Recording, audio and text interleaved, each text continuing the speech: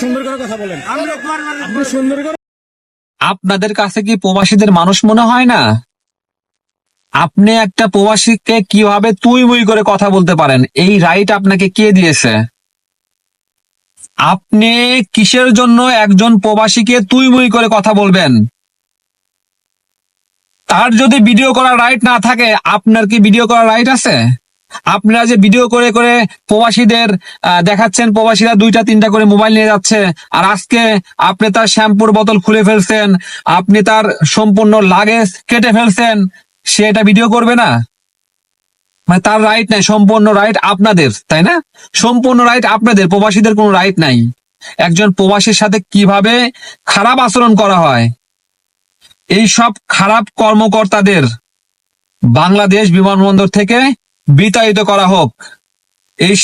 এইসব খারাপ লোকদের কারণের জন্য বর্তমান সরকারের ভাবমূর্তি নষ্ট হচ্ছে প্রবাসীদের কাছে। মানে প্রবাসীদের মানে মানুষ মনে হয় না একজন প্রবাসীদের, তাই না? মানে যে কর্মকর্তার যেমন খুশি তেমন আচরণ করবে, তাই না? এরকম কোনো কিছু। প্রবাসীদের হয়রানি বন্ধ করা হোক।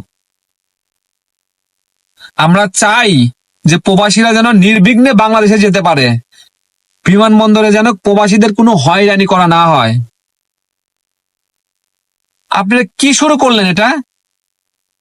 আমরা চিন্তা করছিলাম স্বৈরাচার খুনি হাসিনা পালিয়ে যাওয়ার পরে বিমানবন্দরের পরিস্থিতি বোধহয় ঠিক হয়ে যাবে, প্রবাসীদের হয়রানি ভোগান্তি বন্ধ করা হবে। যে লাউ সেই কদু আবার হয়ে গেছে।